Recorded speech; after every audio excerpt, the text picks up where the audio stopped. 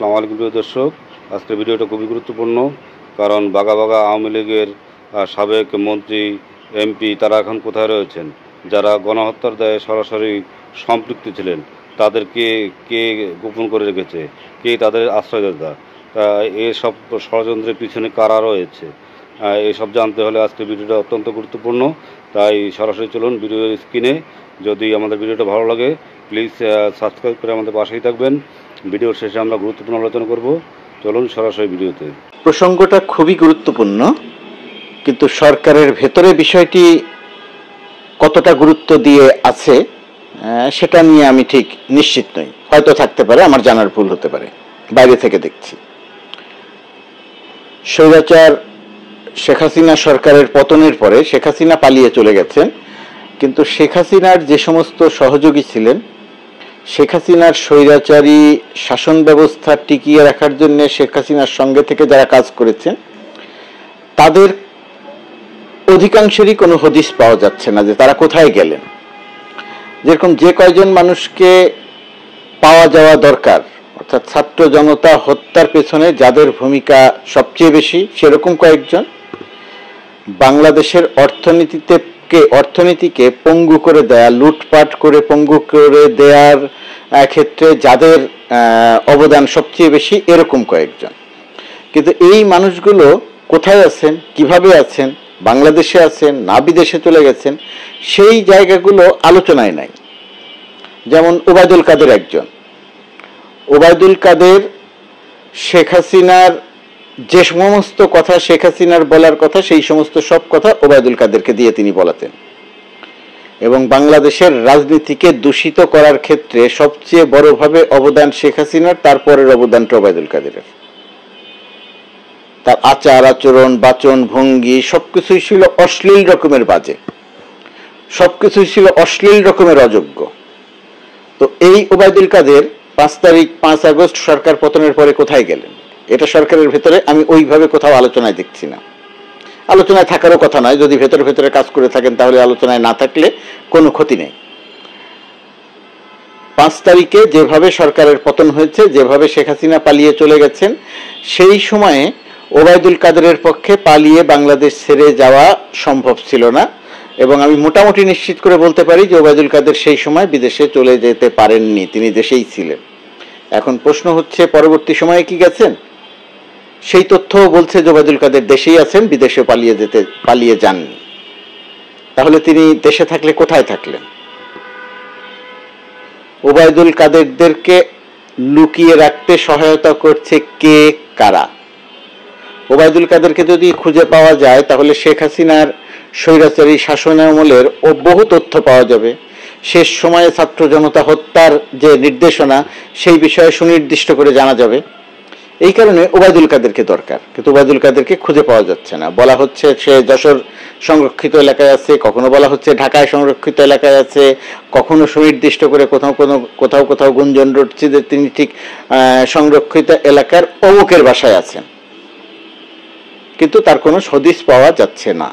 কিন্তু 5 আগস্ট সরকার পতনের আগে শেখ হাসিনার যে হত্যাকাণ্ড, হত্যাযজ্ঞ চালানো, সেই চালানো হত্যাযজ্ঞের অন্যতম প্রধান সহযোগী ওবায়দুল কাদের। এই কারণে ওবায়দুল কাদেরকে পাওয়া দরকার। আরো কয়েকজন মানুষকে পাওয়া দরকার। এর মধ্যে একজন বিপু, নসরুল হামিদ বিপু, একজন মোহাম্মদ আলী আরাফাত, একজন হাসান মাহমুদ, এদের পাওয়া দরকার। এরা সবাই শেখ পরিবারের ক্যাশিয়ার হিসেবে পরিচিত ছিল। এর মধ্যে একজন পলককে পাওয়া গেছে যে সজীবাদের জয়ের ক্যাশিয়ার হিসেবে পরিচিত ছিল। বিপুল সজীবাদের জয়, রেহানা, হাসিনা সবারই ক্যাশিয়ার হিসেবে পরিচিত ছিল।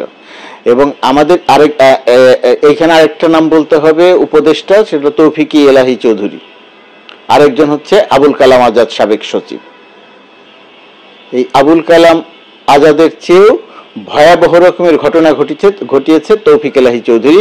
তিনি মূলত বিদেশি কোম্পানির লোক, তিনি বিদেশি কোম্পানির পারপাস সার্ভ করেছেন সরকারের ভেতরে থেকে। আর 2010 সালে দায় মুক্তি দিয়ে বিদ্যুৎ সেক্টরে মানে কি বলবো যে হাজার হাজার কোটি টাকার অনিয়ম দুর্নীতির সঙ্গে সম্পৃক্ত ছিলেন তৌফিক এলাহি চৌধুরী। ক্যাপাসিটি চার্জের নামে তাদের পছন্দের কিছু মানুষকে সরকারের কোষাগার থেকে অনবরত অর্থ দিয়ে গেছেন। একদিকে ডলারের সংকট হয়েছে, আরেকদিকে ডলার দিয়ে গেছেন।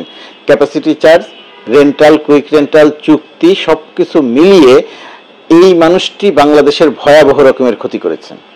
সেই নাইকো যখন নাইকোর আগুন লাগে যখন ট্যাঙ্গাটিলায়, সেই সময় থেকে তৌফিক আলহাজ চৌধুরী পরিচিত বিদেশি কোম্পানির লোক, বিদেশি কোম্পানির থেকে সুযোগ সুবিধা নেওয়া লোক, বিদেশি কোম্পানির অর্থে বিদেশ ভ্রমণ করা লোক। এখন সেই লোকটিকে তো খুঁজে পেতে হবে। বিদ্যুৎ সেক্টরে কি পরিমাণ দুর্নীতি, জ্বালানি সেক্টরে কি পরিমাণ দুর্নীতি তিনি করে গেলেন, যেই এই টাকাগুলো কে পেল? তৌফিক আলহাজ চৌধুরী পেল, রেহানা পেল, হাসিনা পেল, জয় পেল, না কে পেল? এটা তো জানা থাকা দরকার। এই কারণে তৌফিক আলহাজ চৌধুরীকে খুঁজে বের করা দরকার। মোহাম্মদ আলী আরাফাত আরেকজন ক্যাশিয়ার এবং অপকর্মের অন্যতম হোতা, সে কোথায় গিয়ে পালালো? একবার জানা গেল তাকে গ্রেপ্তার করা হয়েছে, আবার জানা গেল তাকে গ্রেপ্তার করা হয়নি, মাঝখানে তার ফেসবুক অ্যাক্টিভ দেখা গেল। তার মানে সে দেশে থাকলো না বিদেশে থাকলো, এখনো সেটা পরিষ্কার নয়। হাসান মাহমুদ, জানা গেল যে এয়ারপোর্টে তাকে আটকানো হয়েছে, কিন্তু তারপরে হাসান মাহমুদকে আর পাওয়া গেল না, সরকারিভাবে ঘোষণাও দেওয়া হলো না যে হাসান মাহমুদকে গ্রেপ্তার করা হয়েছে। এবং এখন বাতাসে জোর গুঞ্জন যে হাসান মাহমুদ পালিয়ে বেলজিয়াম চলে গেছেন। তার বেলজিয়ামের পাসপোর্ট আছে বলে জানা যায়, স্ত্রী বেলজিয়ামের নাগরিক এবং বেলজিয়ামে তার বিপুল সম্পদ আছে। এখন প্রশ্ন হচ্ছে যে ওবায়দুল কাদেরকে পাওয়া যাচ্ছে না, বলা হচ্ছে তাকে লুকিয়ে রাখা হয়েছে, লুকিয়ে রাখার সুযোগ দেওয়া হয়েছে। বিপুকে পাওয়া যাচ্ছে না, বলা হচ্ছে বিপুকে পালানোর সুযোগ দেয়া হতে পারে এবং তাকে লুকিয়ে রাখা হয়েছে। আরাফাতকে লুকিয়ে রাখা হয়েছে, তৌফিক আলহাজ চৌধুরীকে লুকিয়ে রাখা হয়েছে, আবুল কালাম আজাদ সচিব, এই চুরি বাটপাড়ির জায়গাতে আবুল কালাম আজাদ একটা বিশাল ভূমিকা পালন করেছে। তো প্রশ্ন হচ্ছে যে এই মানুষগুলোকে, এই যে বাংলাদেশের স্বার্থ পরিপন্থী মানুষগুলোকে কারা আশ্রয় দিচ্ছে? প্রশ্ন নাম্বার 1। প্রশ্ন নাম্বার 2, তাদেরকে বিদেশে পালানোর সুযোগ কারা করে দিতে চাইছে? কিসের বিনিময়ে বিদেশে পালানোর সুযোগ করে দিতে চাইছে? এই প্রশ্নগুলোর উত্তর জানা দরকার। উত্তর জানা থাকার জন্য আমাদের যদি একটু চোখ কান খোলা রেখে হিসেব করেন যে শেখ হাসিনার প্রিয় লোক কারা ছিল, শেখ হাসিনার আত্মীয় পরিজন কারা ছিল, তারা কি এখনো আওয়ামী লীগের স্বার্থ অনুযায়ী কাজ করছে? তারা কি এখনো শেখ হাসিনার স্বার্থ দেখছে এখানে অবস্থান করে, দেশের ভেতরে অবস্থান করে? এই প্রশ্নগুলো আমি জানি অনেকেই উড়িয়ে দেবেন, আমিও অধিকাংশ সময় উড়িয়ে দেই, কিন্তু যদি আপনি একটু চিন্তা করে যদি প্রশ্নের উত্তর দেওয়ার চেষ্টা করেন তাহলে আপনার মনে এই প্রশ্ন আসবে যে এই মানুষগুলো যদি দেশের বাইরে চলে গিয়ে না থাকে তাহলে দেশে থাকলে কোথায় কে কারা লুকিয়ে রেখেছে, কারা লুকিয়ে রাখার ক্ষেত্রে সহায়তা করেছে। এই যে লুকিয়ে রাখা, বিশেষ কোনো জায়গায় লুকিয়ে রাখা না রাখলে তাদেরকে খুঁজে পাওয়া যাওয়ার কথা। তার চেয়ে বড় কথা যে পুলিশ বাহিনী তো এখনো পর্যন্ত অ্যাক্টিভ নয়, তারা আদৌ এদেরকে খুঁজছে কি না। সীমান্ত পার করে দেওয়ার কিছু কিছু ঘটনা ঘটছে, যেমন শামসুদ্দিন চৌধুরী মানিক সীমান্ত এলাকায় চলে গেছেন, রাস্তায় তাকে কেউ দেখেনি, দালালরা তাকে পার করে দিতে চেয়েছে, এরকম পার করে দেওয়ার ঘটনা ঘটছে। মানিকের মার খাওয়া এবং ইসাক আলী খান পান্নার জীবন দেওয়ার মধ্য দিয়ে সীমান্ত এলাকায় একটা আতঙ্ক তৈরি করছে, তখন হয়তো মানুষের যাওয়াটা একটু কমেছে। কিন্তু এটা তো সত্যি যে দেশের ভেতরে লুকিয়ে রাখার ক্ষেত্রে তাদেরকে একটি অংশ সহায়তা করছে এবং একটি অংশ তাদেরকে সীমান্ত পার করে দেওয়ার চেষ্টা করছে। সরকারকে আমরা চাপ দিতে পারি, কিন্তু সরকার এখনো পর্যন্ত পুলিশ বাহিনীকে সক্রিয় করতে পারেনি, পারার কথাও না। এটা সরকারের ব্যর্থতা নয়, ব্যর্থতা হয়তো একটু আছে স্বরাষ্ট্র উপদেষ্টার, কিন্তু সামগ্রিকভাবে পুলিশ বাহিনীর যে অবস্থা সেই অবস্থার মধ্যে দিয়ে চাইলেই সেটাকে সক্রিয় করা সম্ভব নয়, কিন্তু খুব দ্রুত সক্রিয় করা দরকার। এই কারণে সরকারকে দোষ না দিয়ে আসলে উপায় নেই, দোষটা সরকারকেই দিতে হবে। তাকে যদি বিশেষ কোনো জায়গাতে যদি এই মানুষগুলোকে যদি লুকিয়ে রাখার চেষ্টা করে বা লুকিয়ে রাখে বা সীমান্ত পার করে দেওয়ার চেষ্টা করে, তাহলে তো সেই জায়গাতে সরকারের একটা শক্ত অবস্থান নিতে হবে। সরকার যদি শক্ত অবস্থান না নেয় এবং এইগুলো যদি পালিয়ে যায়, তাহলে তো গণঅভ্যুত্থানের যে মূল চালিকা, মূল শক্তি, মূল যে প্রত্যাশা, সেই জায়গাটা তো বিচ্ছিন্ন হবে।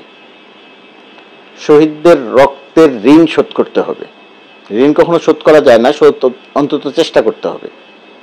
সেই চেষ্টার প্রাথমিক ধাপ এই হত্যার সহযোগীদের বিচার করতে হবে, খুঁজে বের করতে হবে, খুঁজে বের করে এদের বিচার করতে হবে, শেখ হাসিনা সহ।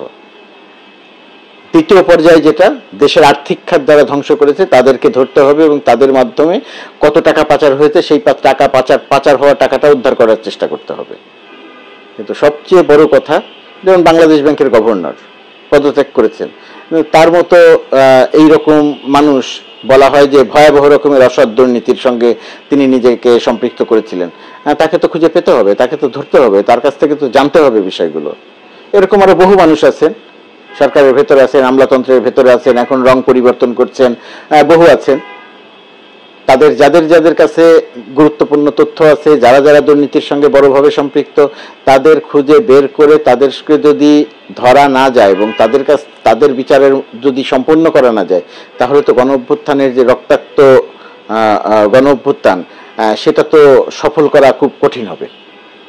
যাই হোক, আলোচনাটা অত বিস্তৃত করি না, শুধু এই জায়গাটার কথা সরকারকে একটু স্মরণ করিয়ে দিতে চাই। ওবায়দুল কাদের, তৌফিক এলাহি চৌধুরী, নসরুল হামিদ বিপু, আবুল কালাম আজাদ, এই মানুষগুলোকে খুঁজে পেতে হবে। এই মানুষগুলোর মাধ্যমে দেশের লক্ষ লক্ষ কোটি টাকা পাচার হয়েছে,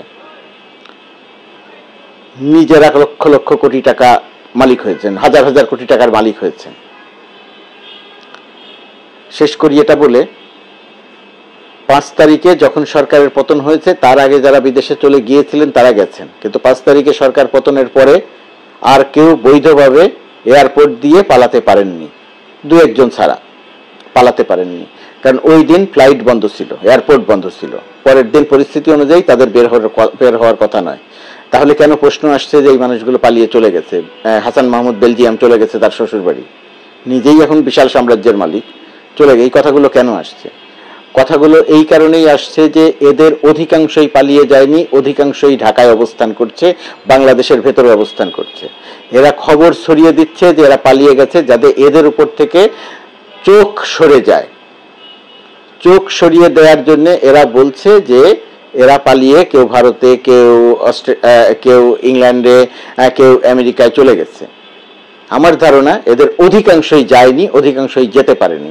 সরকারের এই জায়গাটিতে দৃষ্টি দেওয়া দরকার। দৃষ্টি দেওয়া দরকার কি কারণে? দৃষ্টি দেওয়া দরকার এই কারণে যে এখন মত প্রকাশের একটা স্বাধীনতা উন্মুক্ত হয়েছে, এখন সবাই কথা বলবেন, অনেকেই কথা বলছেন, অহেতুক কথাও বলছেন, সরকারের নাকি অস্তিত্বই নাই এরকম কথাও কেউ কেউ বলছেন। বলুক, তারা বলে যদি সুখ পায় তাহলে সেটাতে কোনো সমস্যা নেই, কথা তো তাদেরকে বলতে দিতে হবে।